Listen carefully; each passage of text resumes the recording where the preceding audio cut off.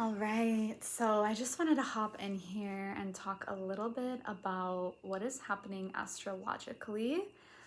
There's some very, very exciting things happening this month, and some things happening in the next couple of days. And I want to talk about this from a different perspective because I feel and what I see is people using astrology as a way to uh, induce fear, a level of fear, or induce a level of pressure, such as, oh, you've got to hurry up and do this thing before this planet goes retrograde, or you've got to hurry up and change this thing before these planets are aligned. And I don't see astrology being used as a tool like this. I see astrology as a tool to create more expansion, more freedom, more liberation in our lives, rather than being a tool that essentially creates constriction or contraction or fear that essentially blocks us from just doing what we want to do. So the first thing that I want to say is if you ever find yourself thinking, I can't do this, or I should do this because of the planets or because of the stars, I just want you to pause and decide that you're not going to use astrology in that way. What we get to do instead is use the planets and the stars more as informing us of what is naturally going to happen. Maybe naturally you're going to be doing something that's a little bit chaotic because that's what's happening in the stars. It's a little bit chaotic, and that's okay. It doesn't mean change your path, change your trajectory, change what you're currently doing. It simply means become aware of it. Become aware of what's going on. And I'm going to give you a more tangible example. So I'm going to go ahead and start speaking about what we're seeing astrologically happening right now. So the first thing I want to talk about that is happening tomorrow. So today is February 28th. Tomorrow is March 1st. And the first thing I want to talk about, and I'm looking at the astrology right now, if you see me looking this way, is that Venus is going retrograde. So basically what this means, for a planet to go retrograde doesn't mean that it's actually starting to move backwards. Planets never go backwards. They just always keep going forward. But because of the way that we see it from where we're stationed here on Earth, it's just going slower. And if we're going the same speed and this is going slower, it appears to be going backwards, right? It's like if you're sitting at traffic and there is a truck that's passing you and you're going slower than it. It's not like you're actually moving backwards. It's just the way that it appears to happen. So what this means is that from an energetic standpoint, there is this pulling back effect. It appears to be going slower or even moving backwards when it's not, but it appears that way. So this can sometimes bring some levels of confusion. So what this means from our perspective is it's a time to practice. It's a time to stabilize. It's a time to be aware that there might be some confusion and just be present with it. Just see it. Like, okay, there's a little bit of confusion here. That's okay. It's okay to be confused sometimes. It's okay to feel all of the things that we're here to feel. And I'm going to speak directly to Venus because Venus is the planet that we see going retrograde tomorrow. So first of all, let's talk a little bit about Venus. Venus is the planet of love, the planet of beauty, the planet of abundance. Venus in its highest form is beautiful relationships, love, feeling that expansion, that abundant feeling. Venus in its highest form is experiencing all of the love that is here right now and all of the abundance that is here now, because it's always now. Venus, when it is out of balance And okay, let me clarify that. Venus can never be out of balance. Your relationship to Venus is what would be out of balance, right? So when we are experiencing Venus's lower qualities, this can show up in forms of addiction. This can show up in forms of lack, in feelings of this push-pull effect. So, you know, Venus is also associated with pleasure, the pleasures of life, right? How does this show up in the lower tendencies? Let's say it's addiction. Addiction with food, addiction with sex, a push-pull effect in your relationships, chasing and then pulling back effect. It's this very volatile, fluctuating energy. So when Venus, we see that it's coming retrograde, what's going to happen is some of these themes might show up a little bit more for you and a little bit more intense.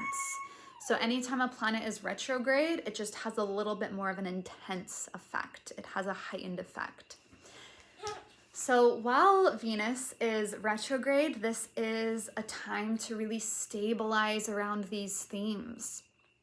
Stabilize around these themes of, when am I experiencing this push-pull effect in life when it comes to love, when it comes to money, when it comes to pleasure, when it comes to abundance? And the question also gets to be, when am I forgetting who I really am? When am I forgetting the love that is unconditional? It's an unconditional love. It's not conditional, right? So lower tendencies of Venus, we might subscribe to conditional love. I love you when. They love me when. I'm only worthy if. I'm only worthy when. This is all conditional factors. So the question, we come back to, how can I remember who I am? I am love always. It is constant. It is unconditional. I am abundant always. It is unconditional. It's not I'm abundant when blank. I have this certain amount of money in the bank account, or I have whatever it is, the goal is accomplished. This is, again, this lower Venusian qualities, conditional qualities around Venus, creating that push-pull effect. So how do we get rid of this push-pull effect? Is you come to your center. We stabilize. We come to the center. Your practice, meditation, mantra, these Venus practices. I've taught lots of Venus practices. You can check my different videos. They're all very centering. They're all very also expansive, recognizing the love around you in this moment, the abundance around you in this moment that is non-conditional and non-changing. It is a constant. So with Venus going retrograde tomorrow, this is a beautiful thing to be aware of, because we just get to be aware of, when these tendencies come up, these push-pull tendencies, or this craving and aversion tendencies, when that comes up, we get to just see it, bring awareness, bring the light of awareness there so that it can't manipulate you. It can't manipulate you if you see it, right? So full awareness. And then we get to come back to the truth. So however this looks like for you, however you want to do it, maybe it's creating a mantra. I am unconditionally loving. I am unconditionally worthy. I am worthy without condition. I am love without condition. I am abundant without condition. So maybe it's about seeing the pattern, bringing in the mantra, and creating the new pathway, right? Maybe you want to do this through the form of a practice. There's lots of practices to do this. I've shared about the Sri Yantra sadhana that I'm currently doing in my own practice.